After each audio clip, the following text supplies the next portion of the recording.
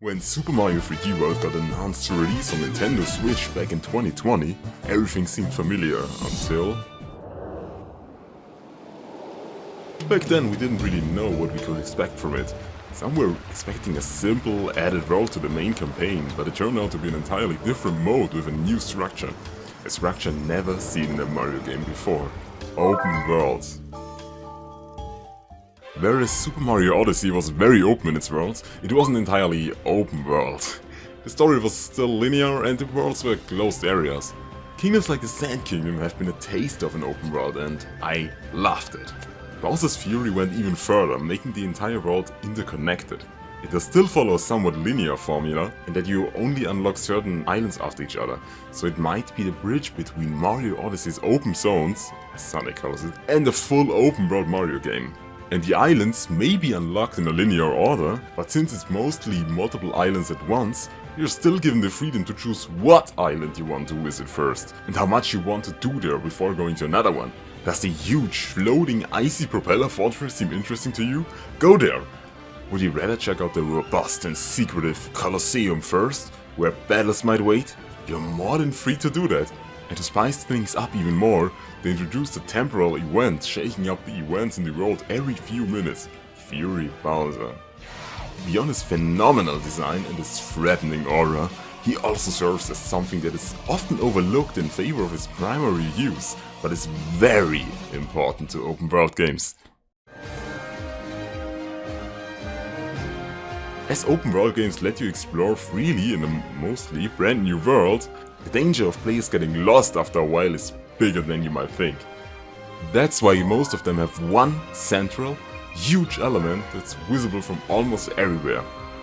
The Great Crater of Paldea in Pokémon, Hyrule Castle in Zelda, and the Earth Tree in Elden Ring, to name a few examples. Those center points help the player to know where they currently are from as many locations as possible. As for Bowser's Fury, it's handled pretty cleverly. That is because Bowser himself is that center point. While inside a shell, he can be seen floating from basically any angle in the world for you to approximately orientate yourself. It really helps you to know where you are. If I had to guess, a full new open world Mario game would probably have Peach's castle as the center point, with the Mushroom Kingdom surrounding it. Imagine how cool it would be being able to see locations like a large, deep woodland forest nearby, behind that some grape meadows, and even further behind that a volcano. Or you see a beach with a harbor, from which you can see multiple islands in the distance, knowing you will one day be there. Doesn't that sound absolutely amazing? I gotta be honest, this has been my near perfect dream Mario game for what feels like an eternity. Now at the Ice Flower and you get a 10 out of 10 from me.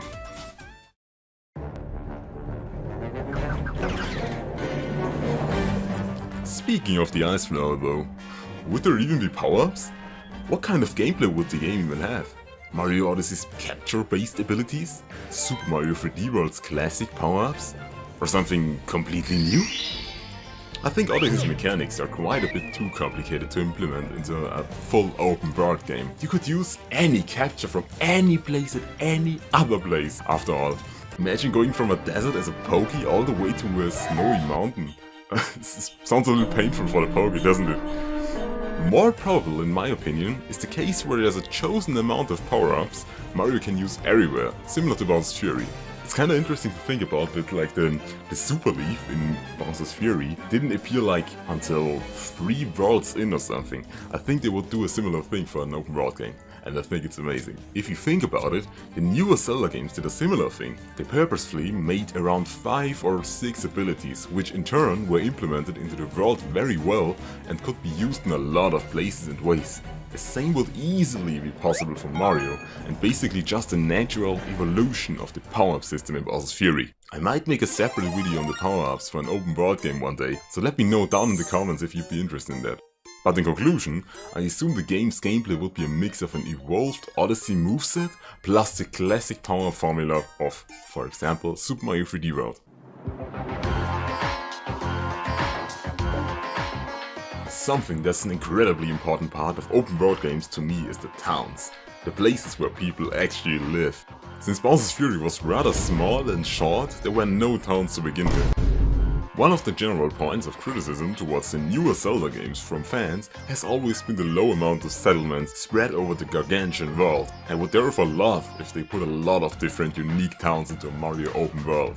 And in my opinion, the developers could learn a lot of how Paper Mario handles this. Paper Mario 64 and The Origami King both use a mostly interconnected world in which there are a lot of different civilizations, and their stories spread across the entire Mushroom Kingdom.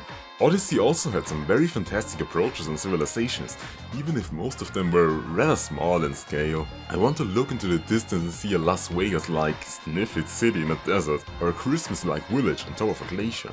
What would be even more amazing would be if there were some creative side quests by the inhabitants, leading to certain stars.